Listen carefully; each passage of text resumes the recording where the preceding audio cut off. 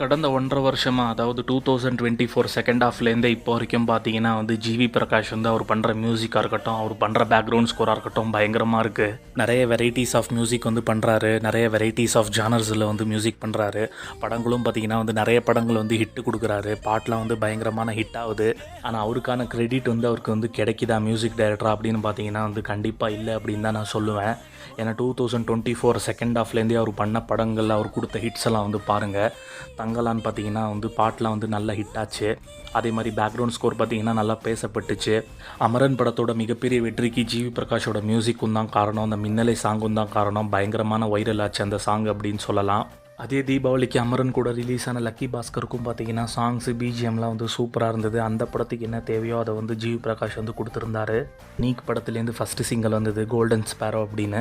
அந்த நீக் படத்துக்கு எக்ஸ்பெக்டேஷன்ஸ், அந்த ஓப்பனிங்லாம் க்ரியேட் பண்ணதே அந்த பாட்டு அப்படின்னு தான் சொல்லலாம். அந்த பாட்டு பார்த்திங்கன்னா 100 மில்லியனுக்கு மேலே வியூஸ் போச்சு. பயங்கரமான ஹிட் சாங்கு. அதே படத்தில் ஏடின்ற சாங்கும் சூப்பராக இருக்கும். அதுக்கப்புறம் பார்த்தீங்கன்னா குட் பேட் அக்லி பார்த்தீங்கன்னா படம் நிறைய பேருக்கு பிடிச்சிருக்கு பிடிக்கலன்ற தாண்டி அந்த படம் ஒரு வைபாக இருந்தது. என்ன தான் அந்த படத்தில் ரீமிக்ஸ் சாங்ஸ் அப்படிலாம் யூஸ் பண்ணாலும் ஜிவி பார்த்தீங்கன்னா ஒரு வைபான சாங்ஸை கொடுத்துருந்தாரு அப்படின்னு சொல்லலாம். அதுக்கப்புறம் பார்த்தீங்கன்னா இட்லி கடையில் சாங்ஸ் எல்லாமே சூப்பராக இருந்தது. அந்த படத்துக்கு ஏற்ற ஜானருக்கு சூப்பராக கொடுத்துருந்தாரு. ஒரு ரூரல் படத்துக்கு நல்ல மியூசிக் பண்ணியிருந்தாரு அப்படின்னு சொல்லலாம். முக்கியமாக அந்த படத்தில் எத்தனை சாமி பாட்டு பார்த்தீங்கன்னா பயங்கரமாக ட்ரெண்ட் ஆச்சு. இப்போ சிஎஸ்கேக்காக இருக்கட்டும், தோனிக்காக இருக்கட்டும், அந்த பாட்டை எடிட் பண்ணி போடுறாங்க.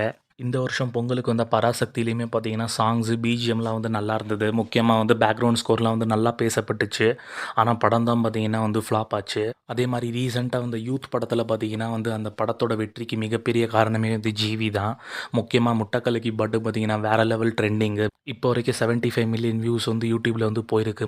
இதை தாண்டி பார்த்தீங்கன்னா ஜிவி பிரகாஷ் ஹீரோவாக நடிக்கிற ஹாப்பிராஜ் அப்படின்ற படமும் ரீசெண்டாக ரிலீஸ் ஆகி அதுவும் நல்லா போயிட்டுருக்கு. ஒரு ஹீரோவாகவும் பார்த்தீங்கன்னா இப்போ ஒரு ஹிட்டு கொடுத்துருக்காரு. மியூசிக் டைரக்டராக பல பாடல்கள் ஹிட்டு கொடுத்துருக்காரு. ஆனால் அவருக்கான கிரெடிட் கிடைக்குதா அப்படின்னா கிடைக்கல. அவரை நிறைய பேர் அண்டர் ரேட்டடாகவே வச்சுருக்காங்க.